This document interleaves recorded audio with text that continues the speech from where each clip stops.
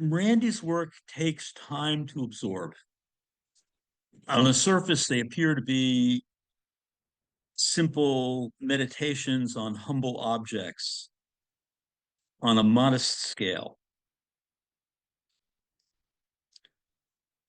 I think in this case, patience has its rewards because there's a lot there.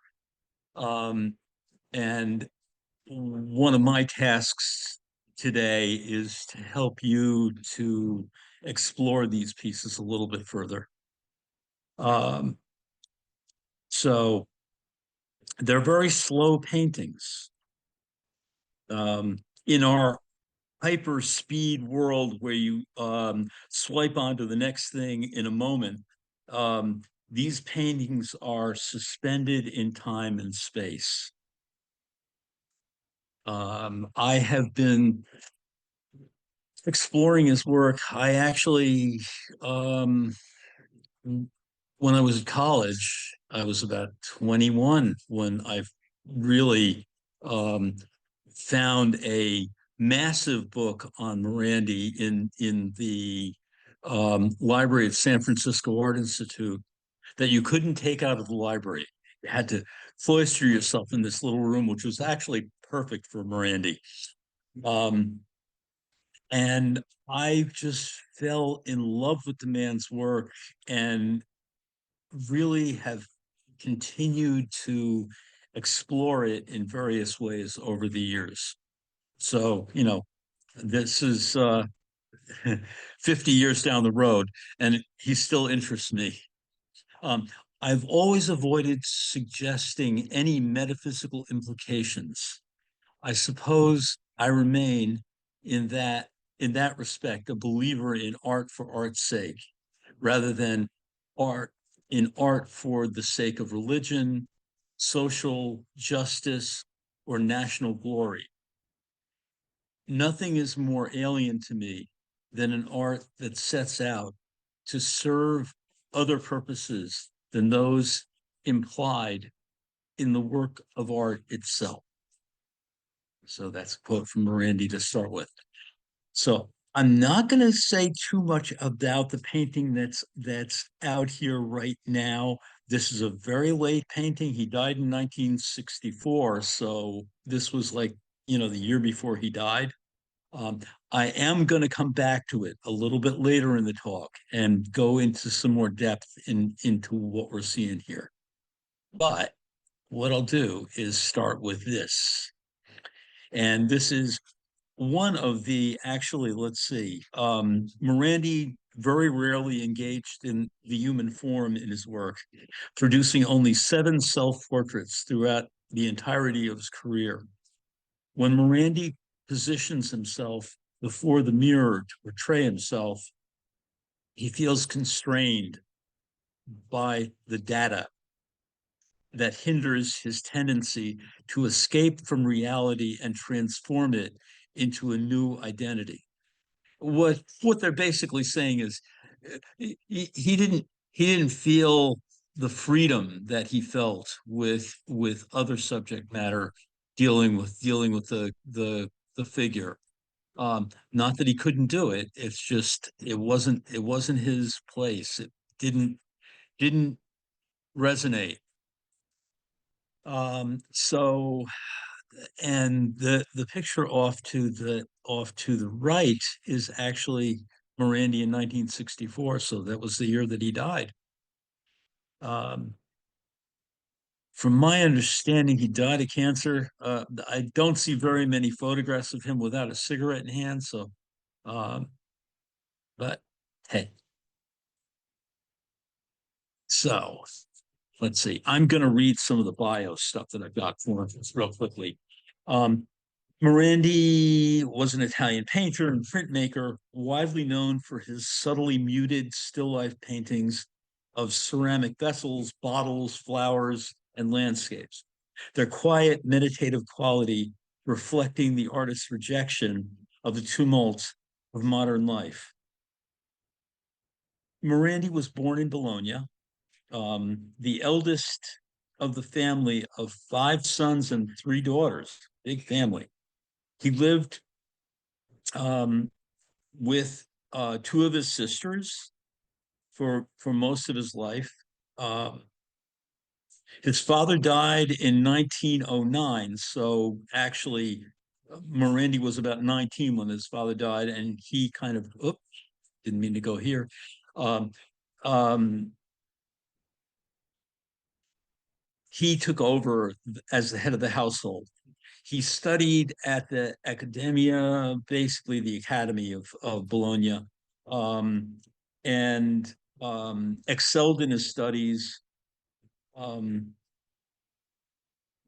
Although his professors didn't approve of the kind of stylistic changes he went through, um, he actually uh, got a job teaching in the school system, I believe. Um, yeah, okay. So in 1910, when he was about 20, he visited Florence, where the works of artists such as Giotto, Masaccio, and Piero della Francesca made a profound impression on him. Um,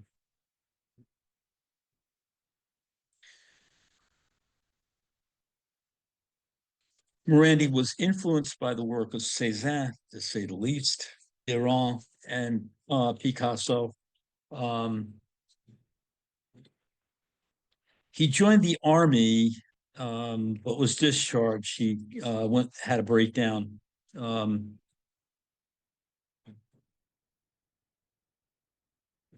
so we're going to move on to this page. Let's see, where are we?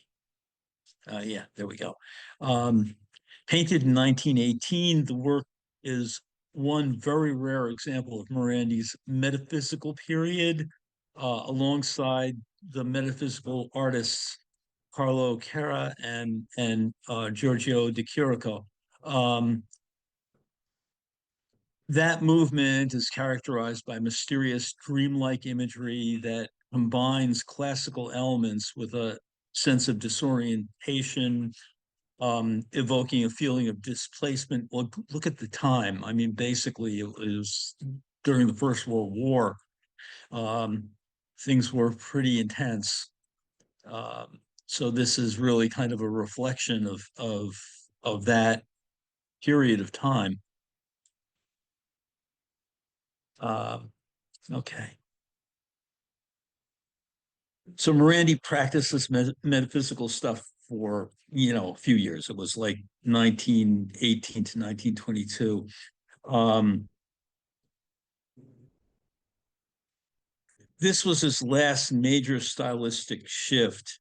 Thereafter, he focused increasingly on the subtle gradations of hue, tone, and object arrangements as a unifying atmospheric haze. Establishing the direction of his art was to take, this was establishing the direction his art was to take for the rest of his life. Uh, Morandi exhibited his work in 1928 abroad. Um, he, in 1930, uh, became a professor of etching at the Bologna Academy that he had studied at. Uh,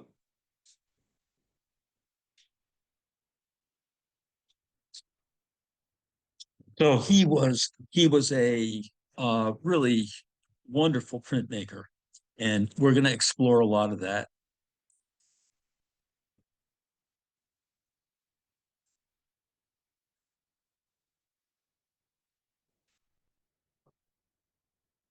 Oh, wait a minute, didn't want to skip that. Okay, so he went from the metaphysical stuff to these still lifes. And one of the reasons that I put up this Della Francesca is I wanted you to see the kind of solidity of form that he was admiring in the Della Francesca. Those figures stand in space like the bottles on the tabletop. The other one that I wanted to get in here at this point is Chardin, who was one of Morandi's heroes, basically. Chardin really did this kind of tender rendering of humble objects. So there was really a strong affinity to that work.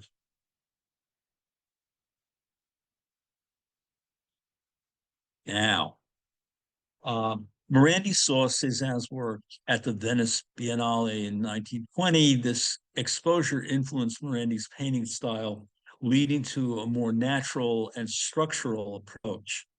So I want to take a minute and explore this etching.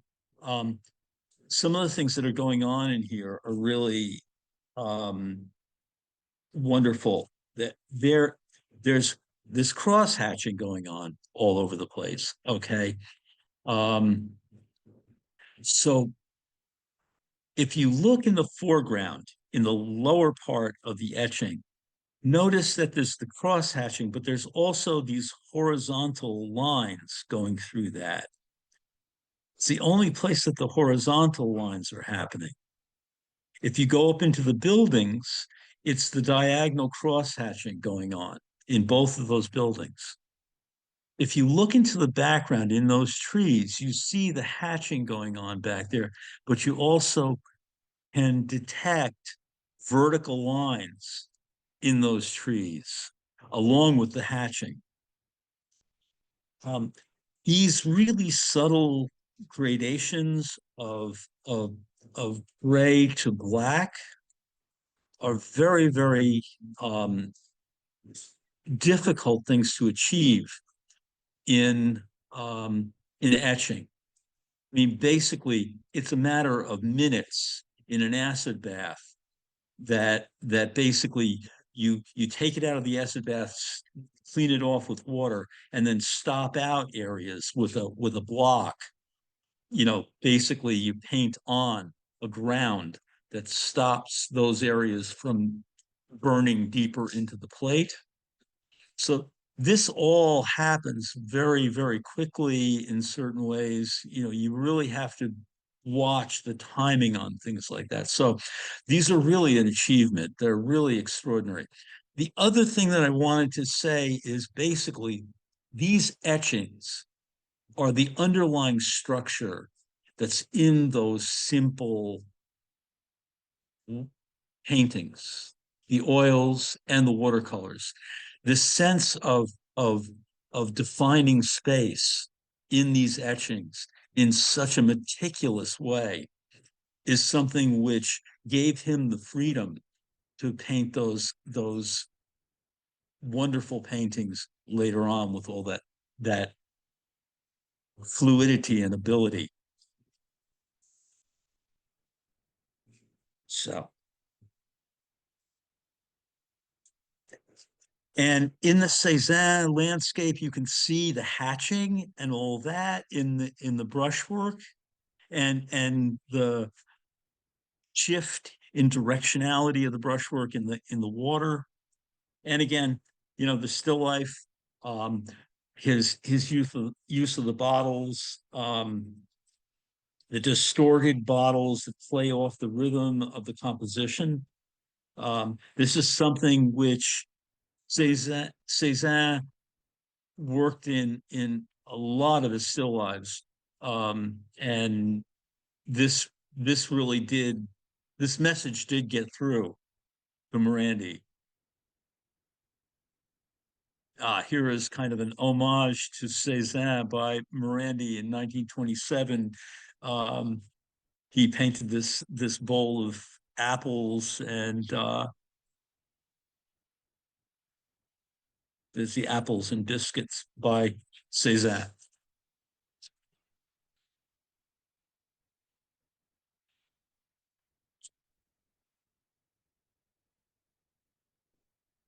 Throughout his career, Morandi concentrated almost exclusively on still life and landscape, except for a few self portraits, with great sensitivity to tone, color, and compositional balance. He would depict some familiar bottles and vases again and again in his paintings. This went on for 45 years. The same characters show up in his still lifes in different configurations. And his ability to re-see these objects in different ways is the most fascinating aspect of his work, for me, anyway. Um, I believe my temperament, my nature, inclined toward contemplation, has led me to these results. Expressing what is in nature, that is, in the visible world, is what most interests me. So he did 1,350 oil paintings, 133 etchings, but he did many, many, many watercolors and drawings that they don't even go into that. Uh, Morandi was perceived as one of the few Italian artists of his generation to have escaped the taint of fascism, to have evolved a style of pure pictorial values congenial to modernist abstraction. Through his simple repetition of motifs and economic use of color, value, and surface, Morandi became a prescient and important forerunner of minimalism, and artists basically who cited him as their basically an influence is somebody like Philip Dustin, Wayne Thiebaud. Wayne Thiebaud wrote an article about um, Morandi. Joseph Cornell, you can kind of see that the Cornell boxes and these things. There are many others. All right, I'm not going to go into that now, but okay.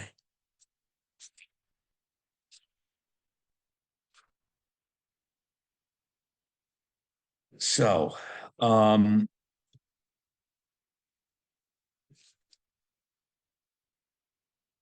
this is a beautiful little etching. Notice that he um, doesn't end the edges on a hard edge. There's kind of the hatching is the edge of the etching. So he doesn't draw all the way out to the edge of the plate, which would give you a hard line at the edge. He likes that breathing it um at the outside of the form. Um, this striped vase is like the base of a column. He actually did um, go out on the streets of Bologna every day. He'd go out for coffee and sit in the cafes and just watch the light in the town and bring that back into the studio.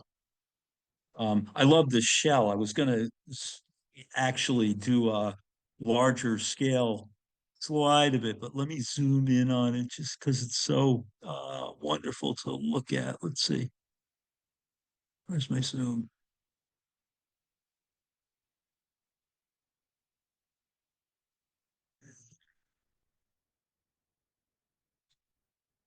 Well, no. Okay. Here we go. Let's see. I can't find it. Okay. That's interesting. All right. Well, uh, it's really tenderly rendered. I love that. Okay. So, um, working out on those positive and negative shades. Who knows what those things are that are on the table here? Um, you can see in the still life on the right that there's bottles and jugs and jars and shadows and things like that. But the nuance and subtlety of the etching itself is quite remarkable.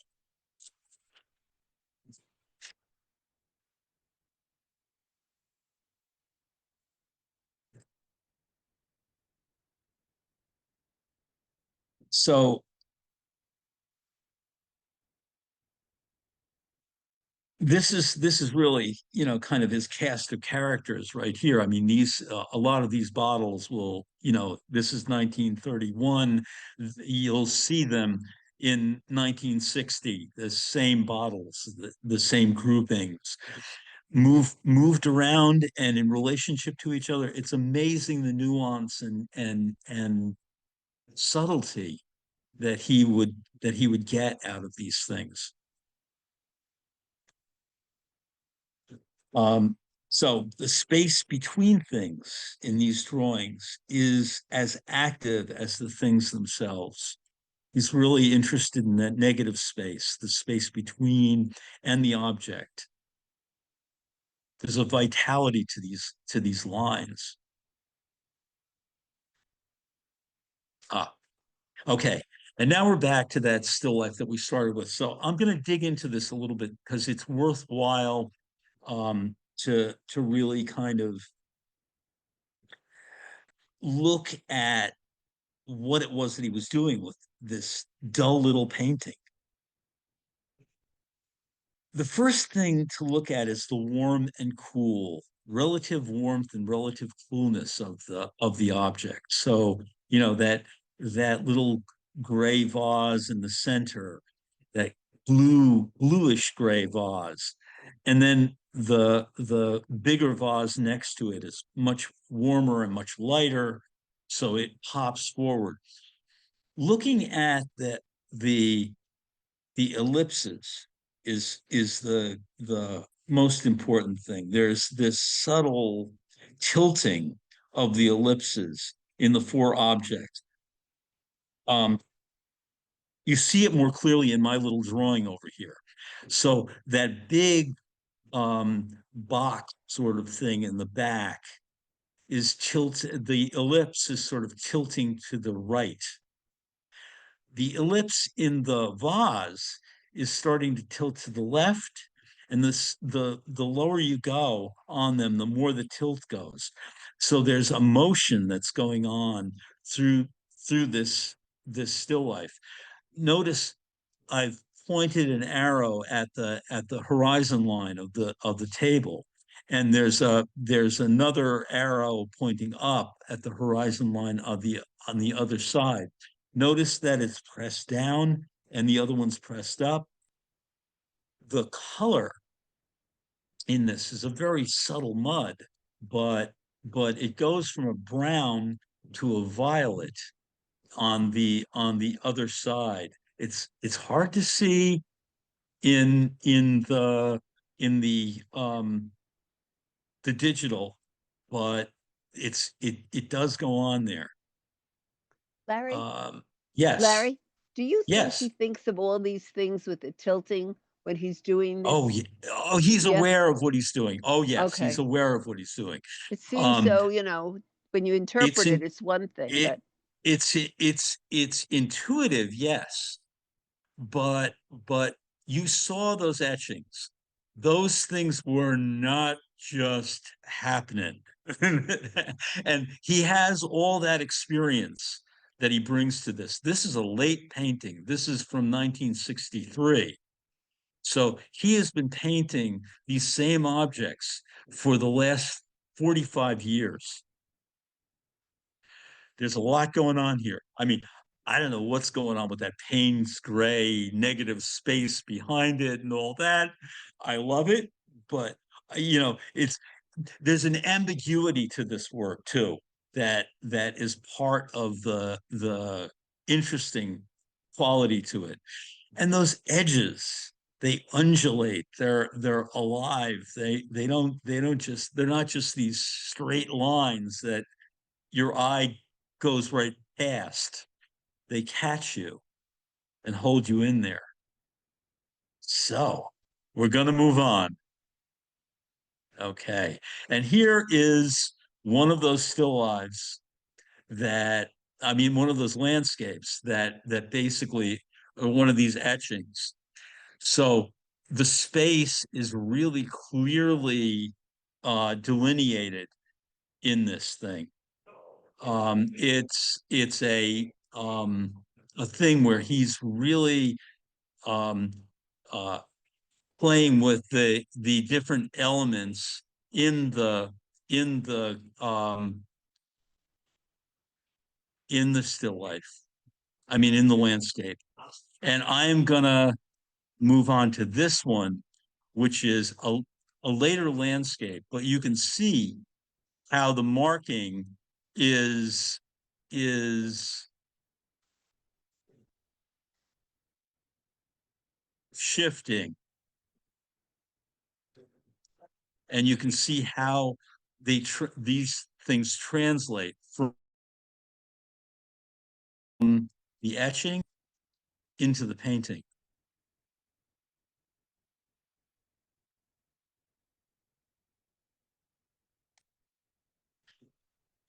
And here are some of these wonderful watercolors. He did a lot of watercolors. And let's see.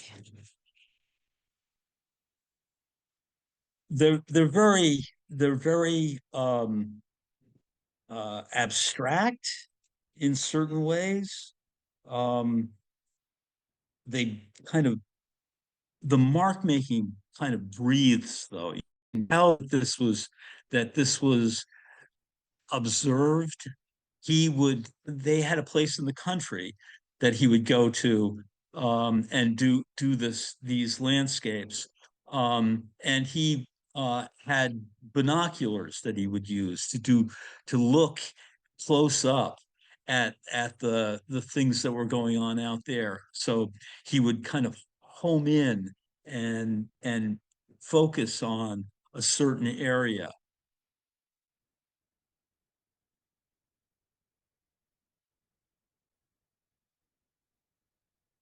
Okay.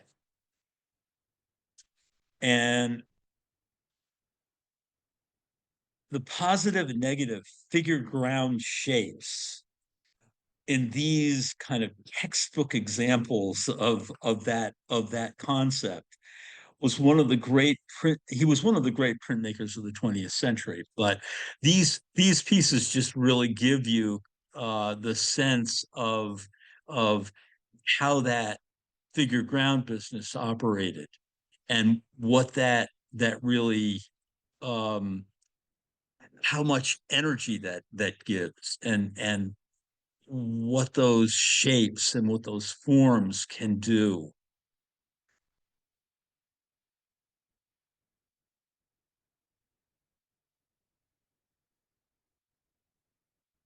And as I said, these objects, these bottles were a cast of characters.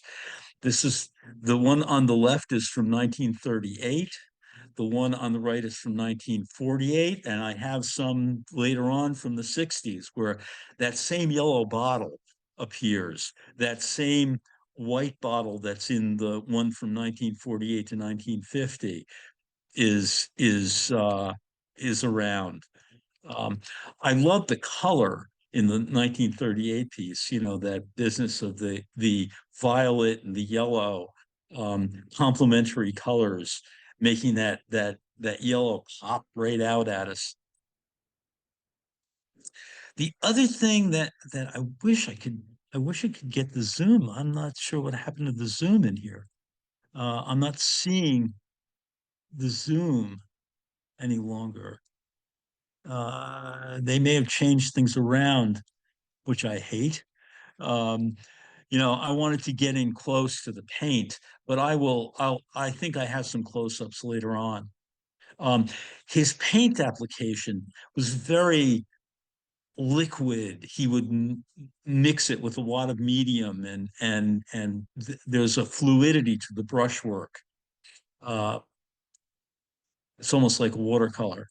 Um, the 1936 still life exemplifies Morandi's meditative approach to ordinary objects and is one of the first in a long series of works that feature the various variations on a set of recurring items: two blue bowls, two white vessels, the white vase, sugar bowl, a spherical toy, um, represented in many different combinations.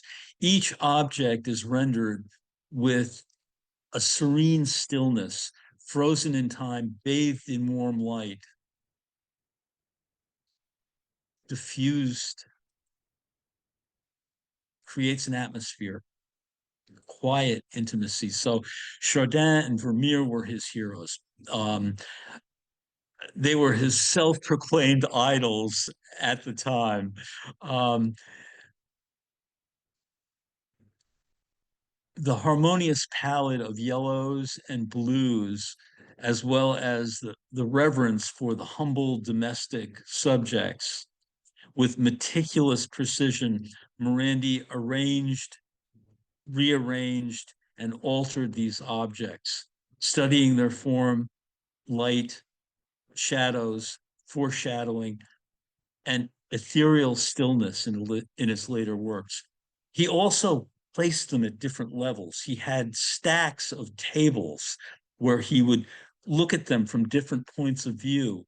So he would look at them straight on, from below, from above, and all that. So it gave him a lot of different varied points of view.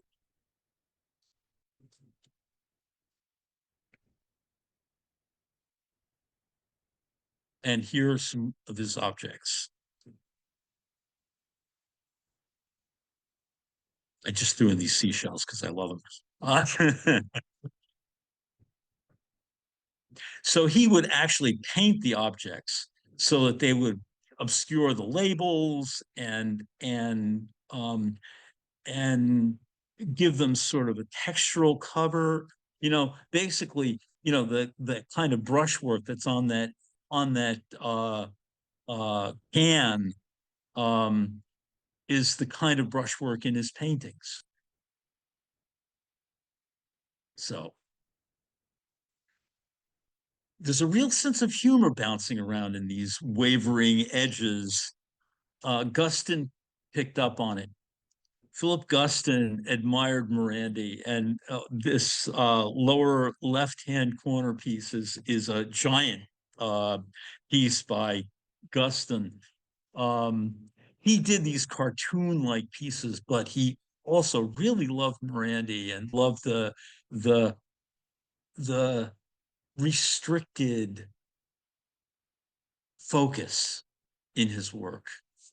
Um, you know, Looking at that upper left hand corner still life from 1952, they're very bouncy. These pieces, they're sort of animated and lively, even though it's like muted color and all that.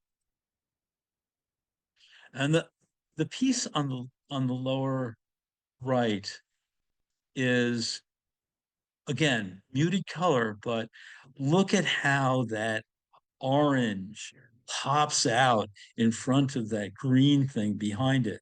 And even though the one next to it is lighter, to me it feels like that orange thing pops out even more.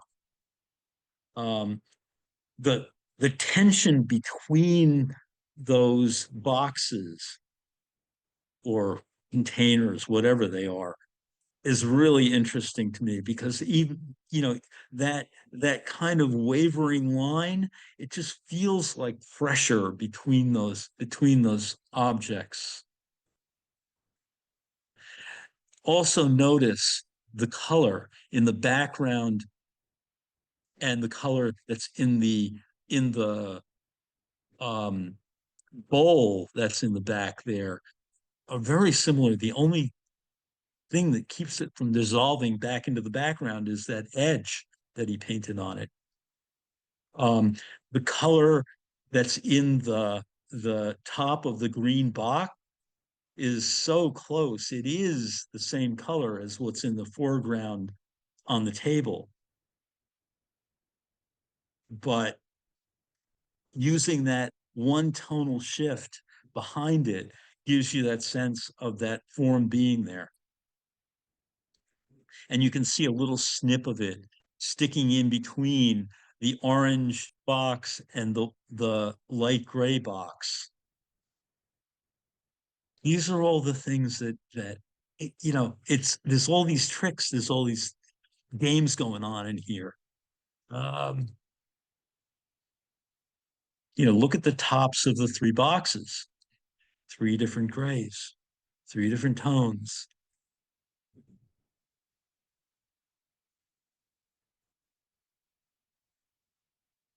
Okay.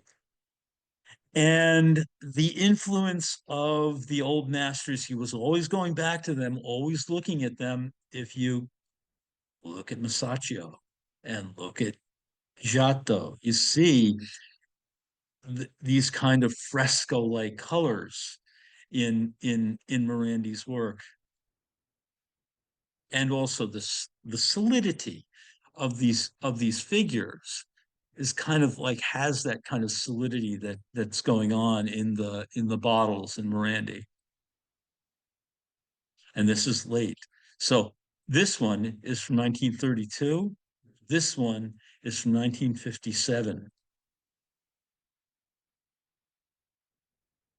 I just love the variation in the color in this one from some of the other pieces.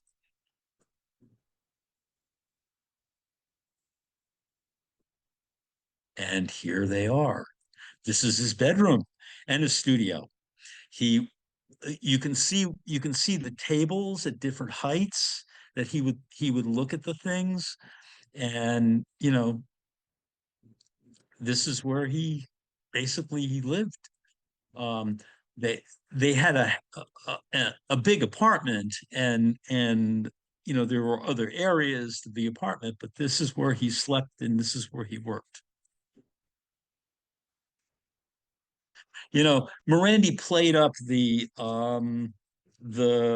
kind of solitary monk um, uh, ploy, but I get that he was a much more sophisticated character than that. And his sisters were very well educated. Both of them, the two sisters that he lived with, were both teachers, taught in Egypt for a period of time. So there was and he had a lot of friends who were intimate and involved, and he was he had an international reputation. He sold well during his lifetime. um, there are very few Morandis that come up on the market at this stage of the game. Morandi is a painter's painter. We love him. Not everybody gets them, but when you get him, there's a lot to get, uh, and well worth the effort. The other thing that I wanted to bring up is the towers of Bologna. These still lives reminded me of that. I had some photographs that I was going to include, but I can't put it all in. We don't have enough time. Ah, and here again is our friends the bottles. You can see the license that he took with the actual object. If you look at that yellow bottle back there and look at how he painted it, and look at the kind of buoyant quality to it, the way the shoulders move around on that bottle, and the angle on that little detail in the neck of the bottle. Instead of painting it straight, he just slightly makes it crooked. It's a little off center, a little off. You know, Looking at the ellipses in the bottom of the bottle in the foreground really pulls it out towards us. We're looking kind of down at those, but we're looking at the top of the top of it. Um, The one in the bowl in the background is on the bottom, and the ellipse on the top. Really interesting choices. That it turning just flattening the bottom of that places that thing back in space. It flattens it in a way. Okay. Um, I was sick of seeing graffiti all over Europe. I started looking at the work of Giorgio Morandi. It was so simple and quiet. I wanted to reinvent a gesture with quietness where color dominates the hand. Stanley Whitney, who really loves Morandi. And here is a wonderful late Morandi. Um,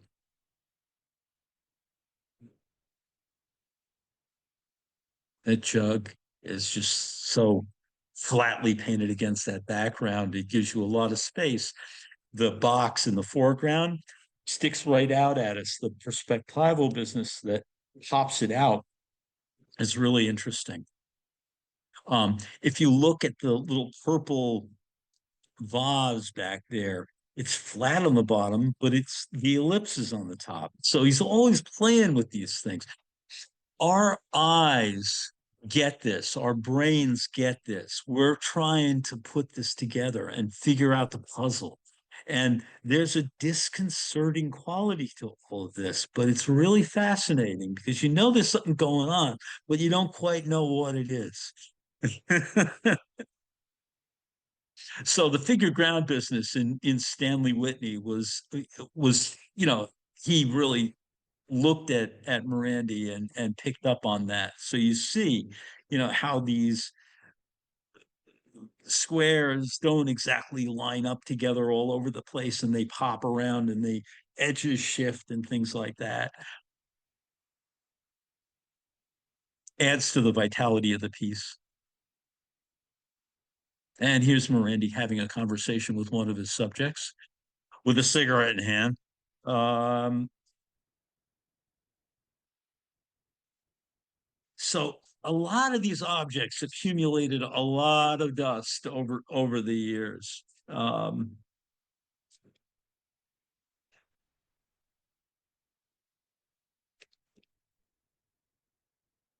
So um, he painted a lot of florals, gave them as gifts. When he was invited over to friends' houses for dinner, he would bring them one of his floral paintings. Boy, would I love to invite him over to dinner when he dined with friends. um, it, there's a unique focus in the work um, that's very contemporary. It's a very contemporary kind of serial repetition. Um, um, Somebody like Joseph Albers, homage to the square. Basically they did a show at Zwerner combining Morandi and Albers, showing the series and the serial connection between them, which was really interesting. Agnes Martin, this obsessive linear pattern, the minimalist painters, sculptors.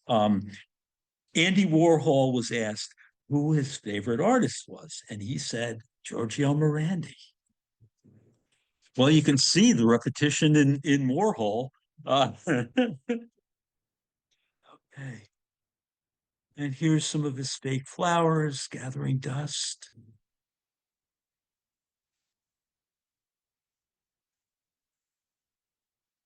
There's a wonderful book out by Joel Meyerowitz of Morandi's objects. He did a photographic essay. It's a wonderful book, and it's got dust and all. This is not one in the show, but I couldn't resist throwing it in. It has this complementary red, green, and muted yellow, violet complementary in the forms. It's just a really beautiful piece. I love it. Um, and it's a late piece.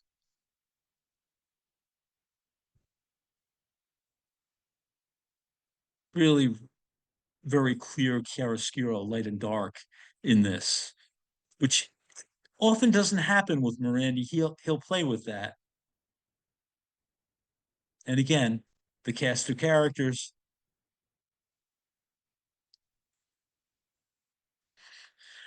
This painting shows a view through the window of Morandi's um, now renowned studio in Bologna, a sacred place for his artistic production. Having set aside the subject of landscape for nearly 10 years, Morandi's growing inclination towards abstraction is evidenced in this 1954 work. Its distinct divided line, um, the imposing presence of the light colored wall, which occupies nearly half of the left side of the painting.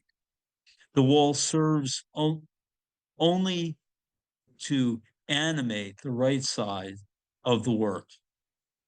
Despite the muted, soft palette, the visible part of the landscape stands out in its chromatic richness and dynamism, while the large expanse of light beige on the on the left injects a vitality into the other half of the painting. The compositional structure is a clear extension of Morandi's treatment of still lifes. And you can see that kind of stucco-like quality to it. I just wish, I don't know what happened to the zoom. I've got to find out what's going on with that. Anyway, it's a wonderful painting, and this is in the show. Uh, so the his use of watercolor, these are late pieces. These are from 1963, these two on the two sides. The one on the top is from Bodhishanran, from 1689. You can see the the perception, the the flash of the seen object, of the form, and he captures that essence. Beautiful, you know, texture in the watercolor. Um, Not unlike Cézanne, who affirmed the necessity of artists having to consider themselves artisans of their own art, of having to be painters with the accomplishments of painters, utilizing materials as naturally as possible. Morandi, too, worked with care and at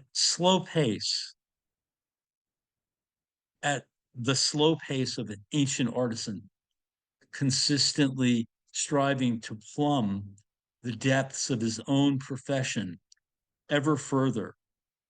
One eye turned to the masters, the other to nature. Larry, was he influenced by Yes. Rothko? Question. Was Rothko influenced by him? Oh, Is more the question. Yes, he was aware of Rothko. He knew because there was a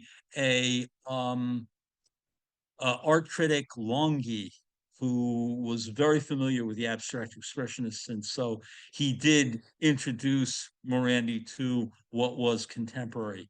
But um, Morandi was on his own course. Okay. Um, this simple yet powerful architectonic still life with this kind of wistful cast shadows uh, and coalescence of edge, the, where the handle meets the space between those two objects in the foreground on the left. Really interesting piece. Look at the dissolve in the back of the picture, and that strong contour of the front of it. Really interesting. And 1962, very late. And you can see the characters over there. So, Frank Gehry took inspiration from Morandi. Oops, excuse me. Um, so you can see in his inspiration for this for his own house, um, the Morandi-esque qualities to it. This 1960 landscape on the lower left is a wonderful kind of abstracted piece. There are a bunch more of these. I just couldn't include everything. Stuart Shills looked long and hard at Morandi. A bunch of the painters down in Philadelphia from the Academy, I can't remember what the name of that place is, Philadelphia Academy, um, are very influenced by the structural stuff that goes on in Morandi.